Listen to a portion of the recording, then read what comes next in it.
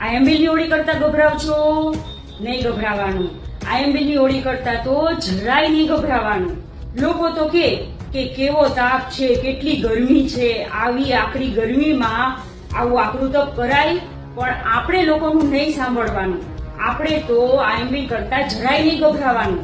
કારણ કે આપણા જૈન શાસ્ત્રોમાં તો એવું કહેવાયું છે કે કઠિનમાં કઠિન કર્મોની નિર્જરા કરવાનું શ્રેષ્ઠ તપ એટલે આયંબિલ.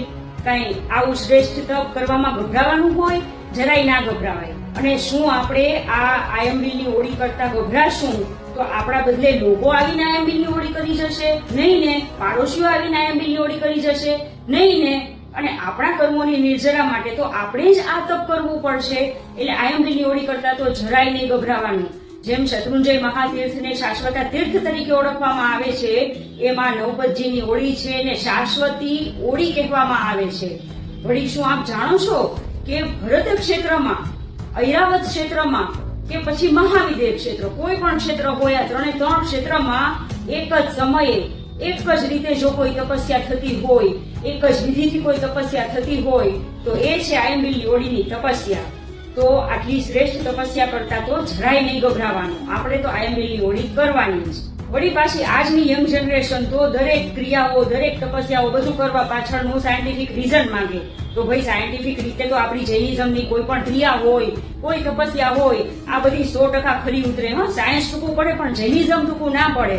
આજે ચૈત્ર મહિનાની આ જે હોળી આવે છે, આયંબિલની હોળી, આ ચૈત્ર મહિનો એટલે 2 ઋતુઓનો સંધિકાળ.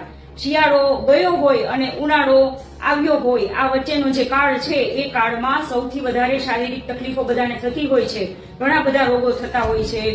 શિયાળામાં આપણે આમ આપણી સેહતને તરોતાજા રાખવા માટે જે ખોરાક આરોગ્ય હોય છે, આ ખોરાકને લીધે આપણા શરીરમાં ચરબી, કફ વગેરેના ઉપદ્રવો થતા હોય છે. તો આ ઉપદ્રવોને શાંત કરવા માટે એટલે કે ચરબી, કફ આ બધું દૂર કરવા માટે અને આપણી રોગ પ્રતિકારક શક્તિ વધારવા માટેનું શ્રેષ્ઠ તપ એટલે આયંબિલ તપ. અને આ આયંબિલ તપ આયુર્વેદિક શાસ્ત્ર જે છે, આયુર્વેદ શાસ્ત્ર, એની દ્રષ્ટિએ પણ 100% ખરું ઉતરે એવું તપ છે.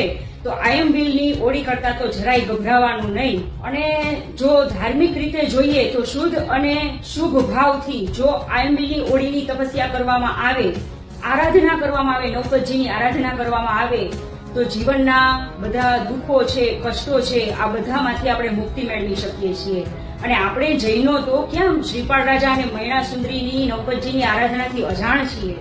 વળી આચાર્ય યશો વિજયજી તો ત્યાં સુધી કહે છે કે યોગ અસંખ્ય છે જીને કહ્યા, નવપદ મુખ્ય તે જાણો રે, એક તણા અવલંબને આત્મ ધ્યાન પ્રમાણો રે.